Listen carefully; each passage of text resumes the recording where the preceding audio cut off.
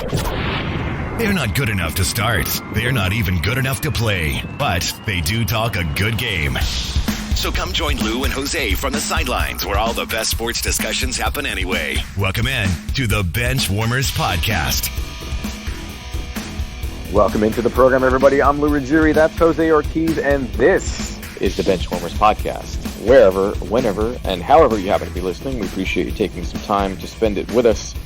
We're going to try and make it worth your while, and all football, all show long, and that's how we like it, and that's what we're going to keep doing for the foreseeable future is NFL, and a little more NFL. So coming up in the second hour, we have our favorite game, Make No Mistake or Give Me a Break, which is essentially true-false. We're going to make a series of statements and see which we agree with, which we don't agree with. We have to make some Week 7 picks already because it's a once-a-week show, so we're going to have to get those going. A little bit later this hour, we have a stat of the week coming up. We also have a new segment, our moral lesson of the week, and our highlight and low light of the week in the NFL. So those are going to be fun. We have to start off with our top 5 news stories in the NFL, according to us. And you can follow us along on the iHeartRadio podcasting app. We're on the newly formed Amazon podcasts. We're on Spotify, Apple Podcasts, Google Play. We're on Facebook and YouTube, Instagram at the BW Pod. You can even email us if you so choose at the Benchwarmers Podcast at yahoo.com. Benchwarmers with a Z for marketing purposes. So without any further ado, Jose, it's time to jump right in. The top 5 news stories of the NFL week number 6. Number 1, and this was embarrassing because this was my big money bet for the week. Green Bay got the snot kicked out of them by the Tampa Bay Buccaneers, and Green Bay coming off a bye week, and they just got blown out by Tom and Tampa. So just right up, I was shocked by this. I picked the Packers. I thought the score was going to be the same. I thought it was going to be the Packers on top, and this game shocked me. Well, especially when the Packers went up 10-0, you just thought, oh, well, here we go. And then that was basically like all they did for the rest of the game. It was just shocking, like you said, one, to see Gronk kind of turn back the clock, making some really nice looking catches. Brady wasn't really asked to do much. Ronald Jones is turning into a top, like one of the upper echelon running backs in the NFL. 100 yards in 3 straight games. The Buccaneers look great right now. They look like they're just getting better and better, and maybe it's a wake-up call for the Packers. Earlier in the year, I said I'm waiting for the 2019 version of the Packers to show up. Maybe this was their coming out party. We'll see, but it's not a good showing from the Packers. You're going to have to do much better than that going forward. And the Bucs look like one of the better teams in the NFC right now.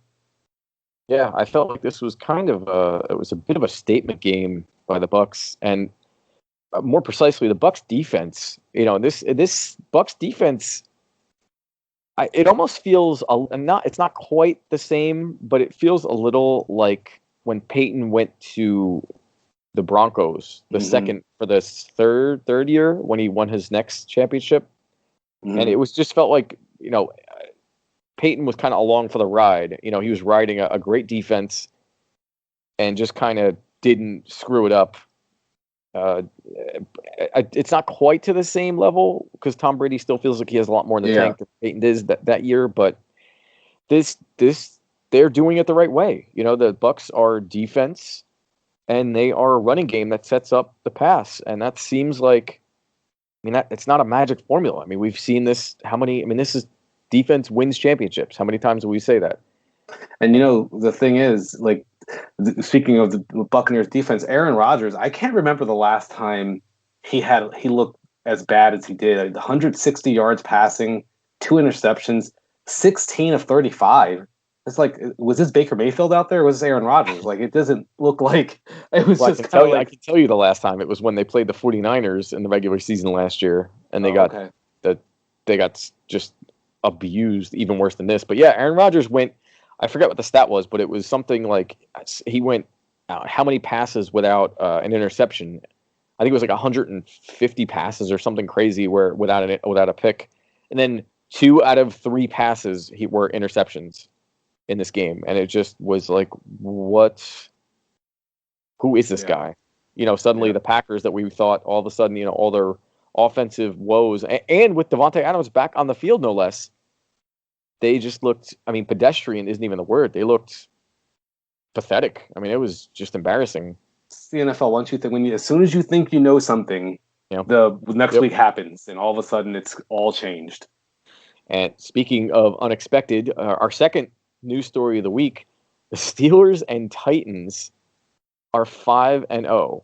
The Seahawks are also 5-0, but they were on a bye week this week. But the Steelers and Titans, the Titans win a barn burner with the Texans, and the Steelers look pretty good.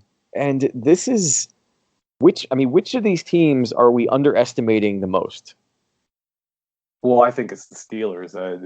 They look like they could be the best team in the AFC. I don't want to be disrespectful to the Chiefs, but the Chiefs haven't looked as dominant to me as the Steelers have. The Steelers are third in points per game allowed. They're tied for second in turnover differential. They're getting it done on defense. They have a good enough offense with Big Ben, Chase Claypool. They James Conner, Juju Smith-Schuster. They have a lot of pieces on offense where you can't really sleep on them. They have a very well-rounded team. They're well coached with Mike Tomlin. They have the continuity that you need in this coronavirus age. The Steelers look very, very scary. We're gonna kind of see them prove themselves in maybe the game of the week coming up in Week 7 when they face off against the Titans. I don't want to sleep on the Titans either. They look better than I thought, but I feel like they've escaped a few games. I think they get a 1-point win against the Vikings a few weeks ago, and they just eked out a win that was basically given away, in my opinion, by the Texans. And then I think they had a close win over the Jaguars earlier in the season as well. So they haven't been as impressive to me as the Steelers have been. Yeah, the Steelers, their defense is just incredible. I know that the Phillies somehow came out and put some points on them last week, but TJ Watt, Joe Hayden, Minkah Fitzpatrick, he looked like Troy Polamalu out there. Joe Hayden's a great running back or a great cornerback. I think what separates them from the Titans is that their passing game just feels more dangerous than the Titans. And keep in mind, we're seeing a breakout Chase Claypool, whose nickname is Mapletron now. Yep. See that? Well, that's been his name ever since he basically had the same combine measurements and metrics as Calvin Johnson. That name started picking up some steam. So, and I've been on I don't know if I've said this on the air yet, but my nickname for DK Metcalf actually is Galvatron, because if you remember, I was a huge Transformers fan, and the evolution of Megatron was the next super bad guy was Galvatron, and I think DK Metcalf could be DK Metcalf is Galvatron in my eyes. I'm going to try to see if we can get that going, because he is going to be just. He already is scary, but he is just going to keep getting better. But getting back to the Steelers, Chase Claypool. Even James Washington had a great game, 68 yards and a touchdown. Eric Ebron has not done anything yet for the Steelers, but if you remember that year that he was with the Colts. Yep. He had a breakout year, and I'm just waiting. He's gonna have a game that he's gonna just blow up, and it's coming. And Ben Roethlisberger, as long as he's healthy, they're scary. They're a very dangerous team, and you're right. That offense, they can beat you in a lot of ways, and that's really the mark of a good football team, where they find a way to get a win. Where just we don't have everything going right now. It's okay. Well, we're gonna beat you this way. Oh, our offense is off today. It's okay. Our defense is gonna show up and shut you down. Or our defense is not playing well. It's okay. We're gonna throw the ball for 400 yards today and blow you out. So they can beat you in a number of different ways. We'll see what they do this week against, because I think this will be their first real big test. They haven't played the Ravens yet. They haven't really played a great team yet. That's true. So we'll see what they do against the Titans, and I guess we'll see what the Titans do against the against the Steelers, because the Titans also haven't really played a great team yet. Yeah, Titans Steelers is going to be just incredible. I don't think I've ever said that about Titans game, but the Titans Steelers is going to be a showdown to watch for sure. I just don't see how they're not flexing that till Sunday night. I'm trying to think of the Sunday night game. Tampa Bay at the Raiders is nice, but how do you not flex Titans Steelers? I don't know. It's hard to to bump Tom Brady for Ryan Tannehill. That's true. And honestly, the Titans, I feel like we kind of sleep on the Titans because, outside of fantasy reasoning, I mean, you'd be hard pressed if anybody out there could name, aside from Tannehill and Derrick Henry, if you could name 3 Titans, by heart. And it's, fantasy teams, notwithstanding, it would be, I think it's hard for anybody outside of Tennessee to name 3 players on that squad that isn't unless like the head coach. Yeah, unless you're a fantasy football player, basically. Right. Yeah. Yep. And so speaking of teams that find ways to win, that comes to our third story of the week. The Bills trumped by the Chiefs, and the Chiefs won in a very uncharacteristic, unconventional fashion for them. Patrick Mahomes was very efficient, 21-26, 200. He only had 225 yards and 2 touchdowns. And the big story was Clyde Edwards-Helaire just going off for 161 yards on 21 carries. He had 6.2 yards per rush, at career high, obviously, because it's the 7th game he's played. But the Chiefs found a way to beat the Bills, and it was a rainy, gross, cold, chilly day in Buffalo. And the score looks closer than the game felt. It felt like the Chiefs were never really out of control of this game. And very surprising, are the Bills sort of falling off their high horse here? It feels that way. They don't really have that dominant. After I think they got off to a 4-0 start, everything was looking great, and then they just kind of they got blown out by the Titans, who didn't practice for like 2 weeks. Yeah, and they just come out of nowhere and destroy the Bills, and then Kansas City comes into Buffalo and wins by 9. It just doesn't look like it. I think early in the season we were kind of falling in love with Josh Allen, and rightly so. He's been playing well, but it still kind of feels like their offense is not on that next level where they can move the ball. They don't have that quick strike offense, and that's the thing with the Chiefs. The Chiefs feel like they're always in second or third gear, and then all of a sudden, if you get close to them, they're like, "Oh, I guess I should step on the gas now." Which is, I think, kind of how they got caught by the Raiders a couple weeks ago, because the Raiders were just like, "Okay, well, we're just going to keep going. If you're gonna sleep on us, we're going to keep going." And what did we say how you beat the Chiefs? You've got to put up more than 35. The Bills put up 17. You're not beating the Chiefs scoring 17 points. And quite honestly, you're not beating many teams scoring 17 points. The Buffalo Bills need to improve on offense if they want to have a chance. Yeah, the Bills, I mean, Josh Allen was, we talked, he had some MVP chatter earlier in season. And to be fair, his first 2 years, I mean, he was basically just over 50% completion ratio. And then this year, it bumped up to I think the high 70s. And then this game just comes crashing back down to earth. He was 14-27, so right about 50%. 122 yards, 2 touchdowns, not a very good pick. And it's just, I can't tell what that offense needs. I mean, Singletary's not a game breaker per se. Stephon Diggs is definitely a good addition. Cole Beasley is a good underneath guy, but it just, Brown is there. He's good. He's not great. I don't know what maybe a better tight end. I don't know. I don't know if it's Josh Allen or if it's just, it feels like that offense just kind of sputters sometimes, and they don't know how to dig themselves out of a rut. The same way, obviously, I mean, nobody can do it like the Chiefs does, but Chiefs do. Well, it feels like they're missing something. And I think that what they're missing is a running game. I'm surprised they didn't go harder after Le'Veon Bell, who obviously joined the Chiefs. But Devin Singletary not doing well. Zach Moss has not been playing well. A little bit. He's been hurt, but they haven't really run the ball very well. And you have to be able to do both. I know that in today's NFL, the running back and the running game has been a little devalued, but when you can run the ball, when you can when you can win in more than one way, it really helps your team, obviously. And the Buffalo Bills it seems like if Josh Allen's not working some magic out there, they really don't have a lot of other options. And they're just not a very complete team offensively. Yeah, and the Chiefs, just some interesting, I mean, we talk about the Chiefs offense, but the Chiefs defense has allowed only 20 points or fewer in 5 of their 6 games this year. So they're starting to, Chris Jones, Honey Badger, they're starting to I think Breland yesterday or 2 days ago. Yeah, no, it was yesterday.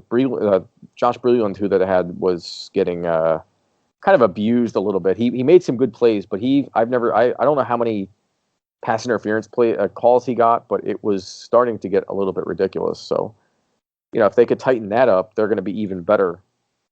And that's pretty scary if you have an offense like that with a good defense to complement it. That's a day. I mean, we know it's a dangerous team, but yeah. No, they're going to be a tough out. No matter what no matter what the Titans or the Steelers or the Ravens are doing, you don't want to see the Chiefs in the postseason this year. So they're going to be a tough out. But just my last thought on the Bills, I don't know what their average third down and distance is, but it can't be good because that's one thing. When you don't have a good running game, you end up in a lot of third and obvious passing down, obvious passing distance. And that's not going to be Josh Allen's strength. He's a good quarterback, but he's not the type of quarterback, at least up to this point in his career, when it's 3rd and 10 and you're really worried about what he's going to do.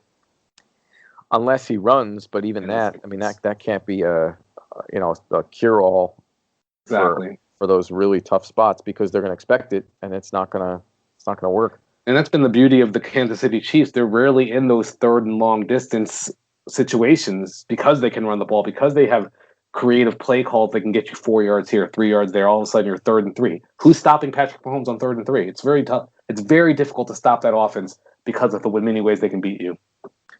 Yeah. And their defense is just getting better, and that's very scary. And speaking of great defenses, our fourth story in our top 5 NFL stories of the week, the Bears, kind of under the radar a little bit, improved to 5-1 thanks to a very good defense, and they beat the Carolina Panthers 23-16. And some interesting news stats on that. The Bears are 10-2 when their defense has 2 or more sacks since the start of 2019. The Bears are 15-4, which is a little less impressive, but when Khalil Mack has 1 or more sacks since they acquired him in 2018. So that's a defense first game. They played the Panthers, who are missing Christian McCaffrey, but Mike Davis has been a good fill-in. Teddy Bridgewater looked bad for the first time all year. No touchdowns and 2 picks. And he had a 50.4 passer rating, which is just real bad. And the Bears, I mean, I guess the Bears are for real. I mean, define for real though. They're obviously going to be in the play. They obviously look like a postseason team, which I didn't have them in the postseason this year. So they look like an obvious postseason lock right now.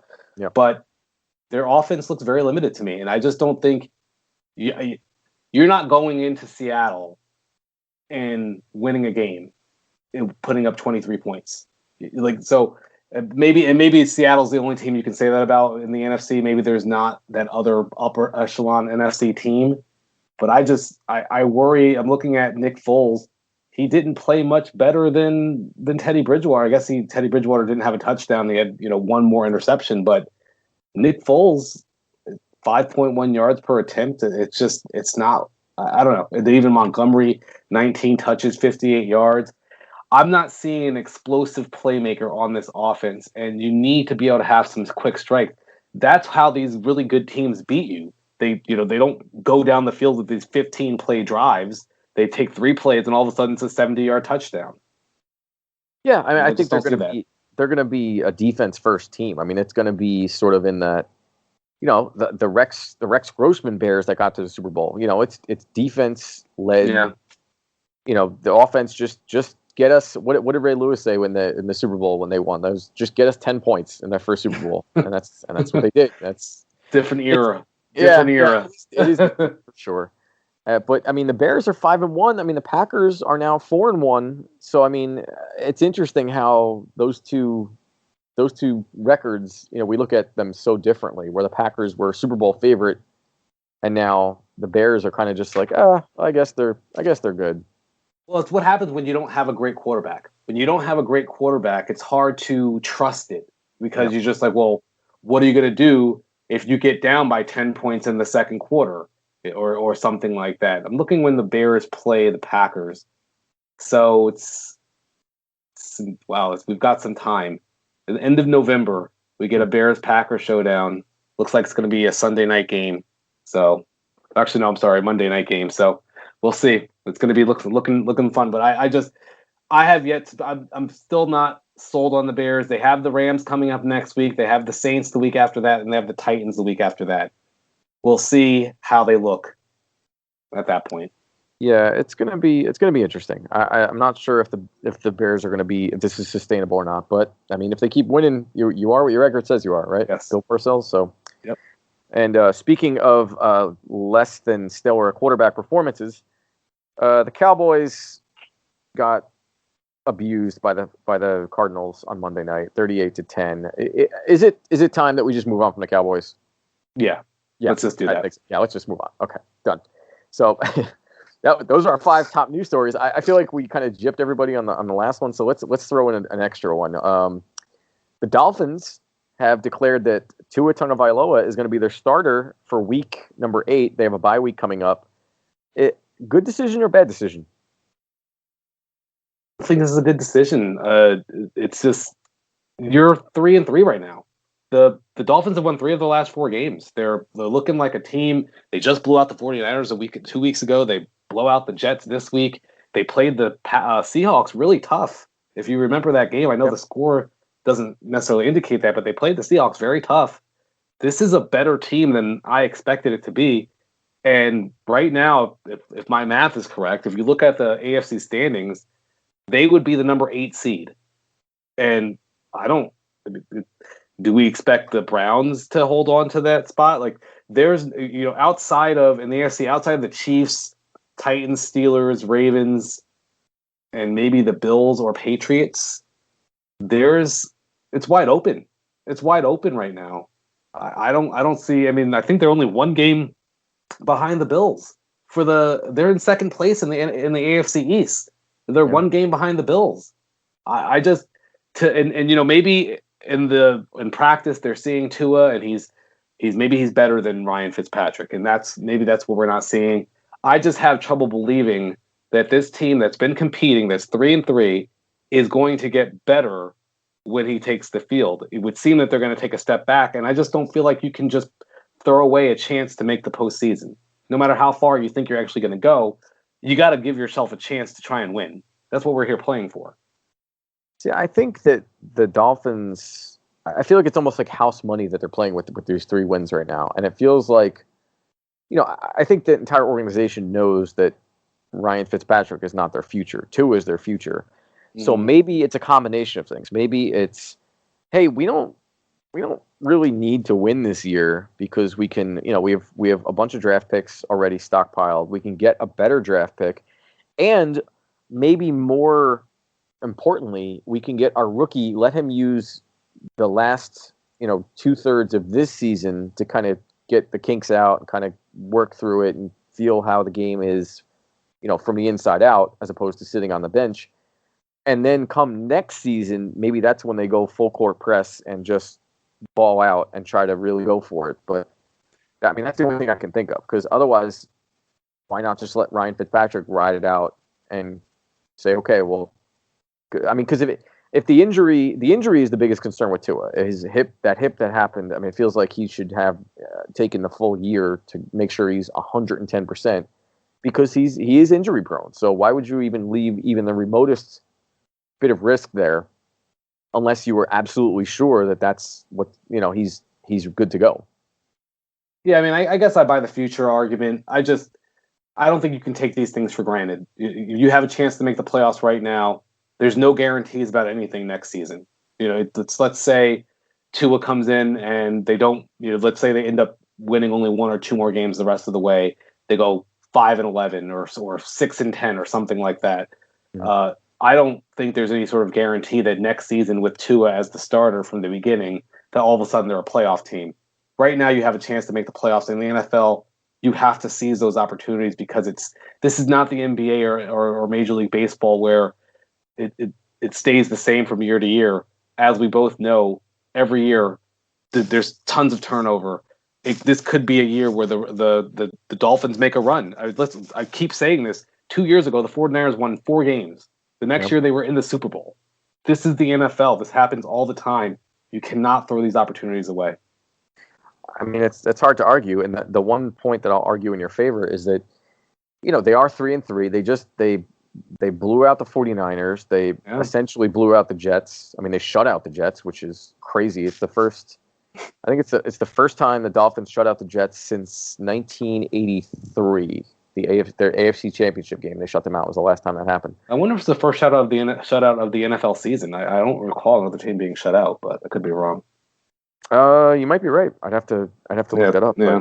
But, the other issue though is that if they do start losing, I mean, Miami has been a losing team for so long, and it just the culture, especially in the NFL, is so hard to change because it's so many. It's such a systemic thing, and there's so many people involved that it's hard. It's a very hard thing to do, and it takes a tremendous amount of effort and energy to kind of turn that ship around. And if you're winning, or you're at least kind of doing well, why not ride it out? Just keep going. You're in the thick of it. You're right in the thick of it. You lose a bit, come back. If you lose 2 in the next 2 games and you're 3-5, pull the trigger, bring 2 in. But come back into the bye with a 3-3 record and the chance to get over 500. I mean, that would be big for this team. Yeah, I agree. I can't argue against it. We'll see if 2 is better. Maybe 2 is better, and maybe that's what it boils down to. I mean, that's the only thing I could think. But even then, I hope that I really don't want to see him get hurt. I really don't. I hope that he's, that would be almost like kind of Kevin Durant when they pushed him into the finals, and then he ended up tearing his Achilles. And it's obviously apples to oranges, but it's the same feeling where it's like, I hope you're not hurrying him along just to sell more tickets. So. Yeah. Not that they can sell that many tickets anyway, because nobody can be really in the stands. That's true. Yeah. We did have a stat. We can do our stat of the week. Yes. If you want to throw that out there, and then we can take a break, and we'll come back with some more highlights and lowlights. So to close the segment, our stat of the week, I'm going to title this, "Is it time to change our tune on Tannehill?" So in the last 15 games, so basically since Ryan Tannehill took over as the starter in Tennessee, Ryan Tannehill has 35 touchdowns, 7 interceptions, 3,966 yards, and a 12-3 record. That is a solid 15-game stretch, basically on pace for a 4,000-plus yard season. Over the same span, Patrick Mahomes, basically the consensus best quarterback in the NFL, 3,901 yards, 30 touchdowns, 6 interceptions. Sorry? I'm just saying less. So Mahomes has less yards, less touchdowns, and he has one less pick. One fewer interception, one less pick, and then a 12-3 record. So if we consider Patrick Mahomes to be an elite quarterback, it might be time to start including Ryan Tannehill in that discussion. And I only bring that up because I know in the offseason, both you and I we kind of looked at him as like kind of a mediocre to slightly above average quarterback that wasn't going to really move the needle that much. And we look at what the Titans did last year as more of a fluke. And you see they start 5-0. Ryan Tannehill is playing great. It's time to start thinking about him differently, probably. Yeah, I mean, it's hard to argue. I mean, it does help that he's got a 250-pound monster who can run, a 94-yard handoff. You see him stretching the distance like nobody was even catching him. That was the most impressive thing about that run. I feel like that those are, like Dion has said before, those are some business decisions made there, because no one wants to be the next Josh Norman and end up as a poster in some kid's wall as the guy who's on the ground. Yeah. It's Derrick Henry. I mean, he reminds me. The only person I can think of that he reminds me of is watching old clips of Eric Dickerson, where it's just it's a guy that's just so much bigger and still has speed. So I've heard people compare him to like Brandon Jacobs and Jerome Bettis. And no, he's way more in shape. He's way faster than those guys. Yeah, I was gonna say Jerome Bettis, but like a muscular and fast Jerome Bettis. That was kind of where I was gonna go with. But yes, I think Earl Campbell's way better. Yes. Dickerson, Earl Campbell. That's almost Jim Brown-ish, like compared, because you just look at him and he's just so much bigger than anybody who's trying to tackle him, and it's I'm sorry, you said Dickerson. I mean, you said Dickerson. I meant to say Dickerson, but Earl Campbell's another one who kind of Earl Campbell's up there. Yeah, it does fit. Yeah, absolutely. All right, so that's our stat of the week. We're going to take a quick break. We're going to come back. We're going to talk our highlight and lowlights of the NFL in Week 6. We have a moral lesson that we're going to chime in on and talk about. We each learned a moral lesson this week, and we're going to give you the genesis of where those came from. Coming up in a little bit, we have Make No Mistake or Give Me a Break, and then we have to move on to Week 7 already. So a lot going on. Stick around, and we're going to come right back on the Benchwarmerz podcast. You can reduce your risk of COVID-19 by cleaning and disinfecting frequently touched items and surfaces every day. These items include remotes, tables, counters, light switches, doorknobs, handles, toilets, and sinks. Wear disposable gloves to clean and disinfect. If you can see that the item is dirty, wash first with soap and water or another general cleaner. Then use a household disinfectant to kill germs. Follow manufacturer's instructions for application and proper ventilation to safely use the product. For phones or other electronics, follow the manufacturer's instructions for cleaning and disinfecting. If no instructions, use alcohol-based wipes or sprays containing at least 70% alcohol. Dry surface thoroughly. For more tips, visit cdc.gov. Welcome back to the Benchwarmers podcast, where being all talk is actually a good thing. Now, back to the action. Or talk, I guess.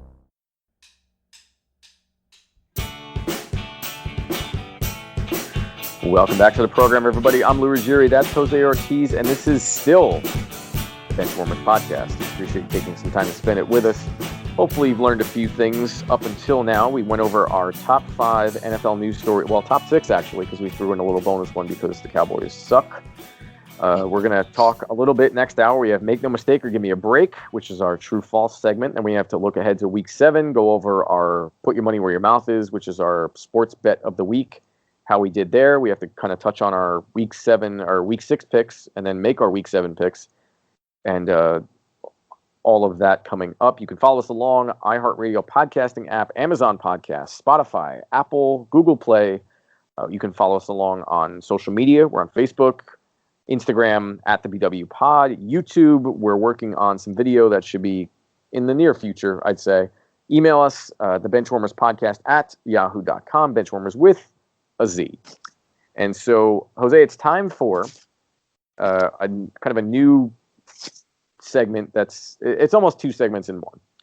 It's Week 6. We're each going to pick a highlight and a low light of the week and kind of discuss. And I don't know if we can grade them or rank them or whatever, but we can just kind of discuss. And then we're gonna have a moral lesson that we learned this week in the NFL. I feel like the NFL can teach us a lot of things, and we're going to take a moral lesson out of something that happened in the NFL this last week. So I'm going to skew negative. I'm going to start negative. My low light of the week was Dallas. You know, we saw Dak obviously last week. He got hurt, that brutal ankle injury, and he won't be back. You know, there was all this hype, and I feel like nobody is loved more than the backup quarterback until he steps on the field. And Andy Dalton, the best backup in the league, and he made the playoffs 5 times with the Bengals, and when he was surrounded by skill positions, he could do this and this and this and this and this. And then the Cowboys go on the field to face the Arizona Cardinals, who were not an easy foe. They're at home. Zeke fumbles the ball twice. Basically back-to-back. They lose. They go down. Andy Dalton has to try to fight back, and they just get embarrassed 38-10. I mean, you could not have written a worse kind of next chapter of the Cowboys after Dak getting hurt. It's like, all right, they're already down. Dak's out. Let's do it for Dak. Whatever the motivation has to be. And they just go out and just get embarrassed. And it's a systemic thing. And I'm just going to talk a little about the Cowboys for a second. The Cowboys, to me, they remind me of a very poor man's Kansas City Chiefs. And what I mean by that is that it feels like they have to get down to start playing up. And we saw it with the Chiefs last year in the playoffs. You know, they were down 24-0 to the Texans. They were down in every playoff game they had. Yep. The Titans, the Texans, and the 49ers. And then they battled back and kind of came through. The Cowboys, they just don't play well to begin the game. I don't know if it's the scripted plays that aren't working out. I don't know if it's the coaching. I don't know if the defense forgets to put their cleats on. I don't know what it is, but they just they find a way to get down early, and then they have to throw the ball. They get away from the running game. They can't do play action. It's just throw, and defenses are ready for it. And this happens 38-10. That's what happens. And it's just it's frustrating, even with Leighton Vander Esch back. I think he got dinged up a little bit again. So it's between him and Sean Lee. Maybe we could get a combined 8 games out of them. And it's very frustrating. And it was by far and away my low light of the week. It was very, very disappointing. So I just, the two things, the reason the Cowboys keep falling behind so early is because the defense is just awful. They're giving up over 36 points a game. If you're on offense and you don't score the first time you touch the ball, and then you come back and you're down 7-0, and then you happen to have a 3 and out, and all of a sudden you're down 14-0, the pressure starts mounting. Yep. I think what we saw with Zeke, and listen, this is shame on Zeke because he's supposed to be an all-pro, one of the best running backs in the game, is that I think he was trying to do a bit too much in holding on the ball, trying to get that extra yard or two, and guys are just coming in and popping and hitting the ball, and you fumble. And there's no excuse. But I think that the offense, and you even saw it with Andy Dalton trying to make things happen. If I'm Dak Prescott, I'm writing a thank you letter and I'm sending it to Andy Dalton because that offense looked bad. It looked terrible. Now the game script got out of hand, and you don't want to be having to come back from because I think they were down 21-0 in the blink of an eye. So you don't want to be coming back. That's just not a good situation for any quarterback to be in. Never mind a guy who is not the greatest quarterback. To be fair to Andy Dalton, it was his first start in a very long time. So absolutely, it does. You have to cut him a little bit of slack, but it's just, and you're down 21-0 before you can even really understand what's going on. I mean, that's I don't know too many teams aside from maybe the Chiefs that could come back from us. That's it. You have the Chiefs or you have the Seahawks. That's it. Basically, that's the end of the list. Maybe the Packers, but probably not. Yeah. So the one thing I would the Cowboys have to do if they want to win, they have to stop turning the ball over. They've turned the ball over a league-leading 15 times this season. Yep. That's just not going to get it done. It's not rocket science. But moving on, my low light of the week are the Jets. Why are the Jets so bad? They're the only 0-6 team in the NFL. Yep. First of all, why is Joe Flacco still in the NFL? Him being in the NFL is what gives people ammunition to say that Colin Kaepernick should be in the NFL. This guy is not a professional football player. He was an overrated starter, and he's a bad backup right now. I don't understand why he's in the NFL. He looks terrible. It was an easy win for the Dolphins. The Jets are averaging 12.5 points per game. 12.5 points per game. That's not even 2 touchdowns. It's obviously not going to get it done. But to make it worse, they're giving up almost 31 points per game. I don't really see how Adam Gase still has a job. This team could legitimately go 0-16. Yeah. I think, it's not all on Joe. Joe Flacco is not, he had basically one good year. Yep. And, he got a $100 million contract out of it, so good for him. But, surrounding him, their best running back is a 37-year-old. Frank Gore. I love Frank Gore. He's, as Steve Mariucci calls him, the inconvenient truth. But he's still 37 years old, and you're asking him to run the ball. He ran it 11 times for 46 yards. But what do you expect? Rashard Perryman, Jamison Crowder. Who? There's nobody.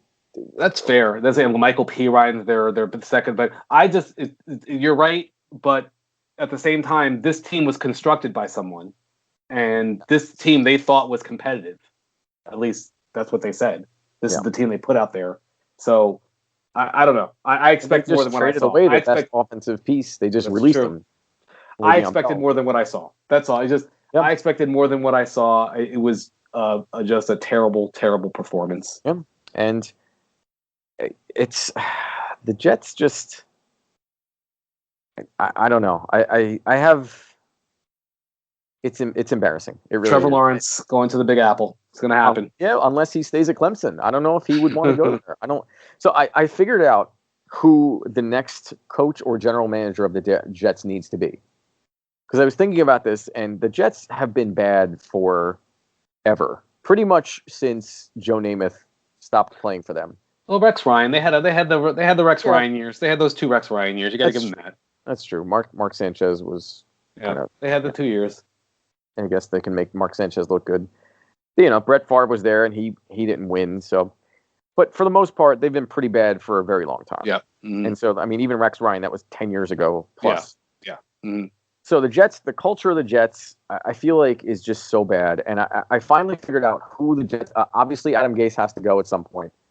And I figured out who the Jets need to hire as their GM. You ready for this? I was going to thought you was like God or someone like that. No. The Jets need to hire Theo Epstein as their savior, because Theo Epstein has taken the Red Sox from a 118-year drought to a world championship, and the Chicago Cubs from a 100+ year drought to win the world championship. And I don't care if he doesn't know a thing about football. I would bring him in and just say, hey man, figure it out. You've got the magic touch. You can get rid of these cursed teams. Go and fix the New York Jets. And if I was Woody Johnson, I would make a phone call and just say, whatever you want, I will double it. I literally thought you were going to say pay like $500 million to Andy Reid or Bill Belichick. Like, we will give you anything. They had Bill Parcells. I mean, he barely got them to be relevant. Yeah, that's fair. I think Theo Epstein is the guy that they should look at. Hey, listen, at this point, what they've been doing is not working, so they may as well try something. Yeah. So who do you have as your highlight of the week? So my highlight of the week this week was the entire Pittsburgh organization. Pittsburgh Steelers against the Cleveland Browns. The upstart Cleveland Browns that everybody kind of was starting to get on the bandwagon. Kevin Stefanski looking like a pretty good coach. Baker turning it around. Jarvis, Odell Beckham, they're throwing touchdowns to each other. Nick Chubb, I mean, before he got hurt, was doing well. Kareem Hunt, amazing. And the Steelers came in and just said, nah, we're still in charge here, and you're still our little kid brother. And they just beat them up to the point where they pulled Baker. I don't know if they pulled Baker Mayfield for just crappy performance or if they pulled him because I know Stefanski said he didn't want him to get hit anymore, but I feel like it could have been a little mercy. It's a mercy pull. Just like what happened to Jimmy G last week. I mean, Case Keenum, it's like, come on, man. Like, what are you guys throwing me out there for? I don't want to get hit.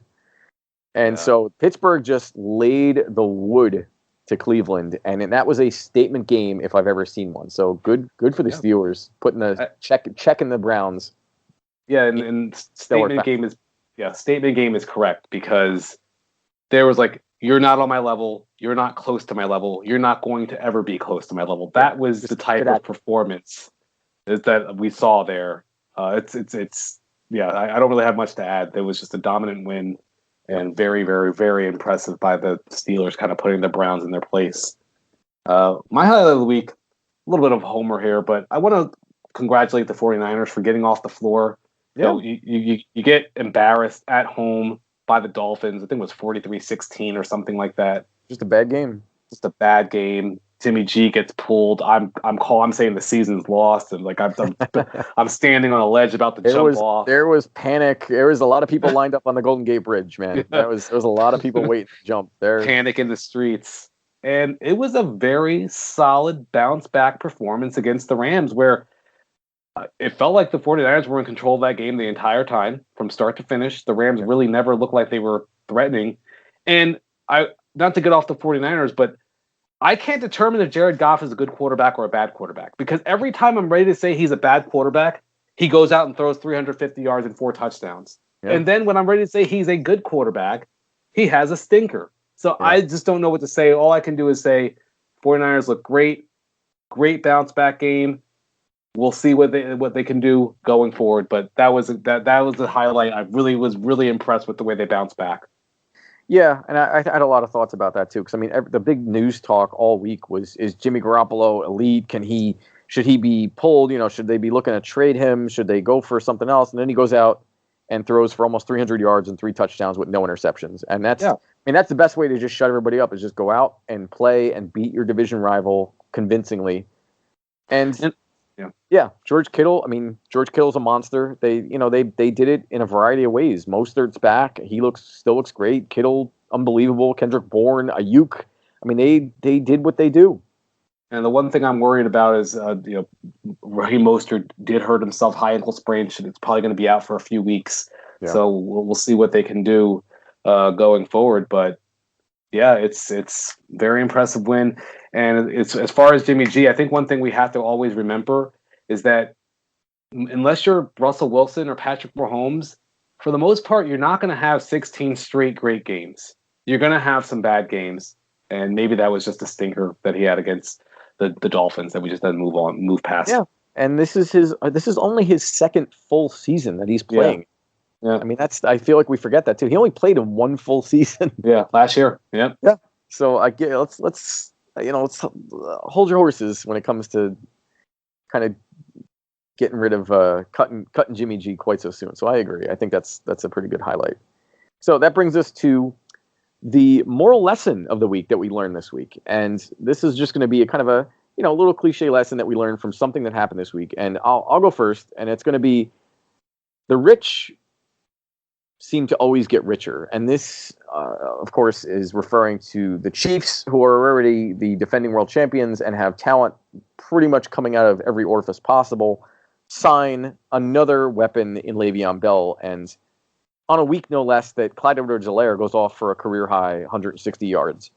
It doesn't even seem fair at this point. It's not even like Patrick Mahomes is on his rookie deal anymore. It's just they're just smart with the cap. They're in that Belichickian kind of buy low, sell high category where they play around salary cap. They get people for next to nothing. They work out long-term deals. They pay people. They have good players, offense, defense. They have great coaching. And Andy Reid, I mean, how much does Andy Reid remember Brian Westbrook? I mean, how much does Andy Reid love pass-catching running backs? Yeah.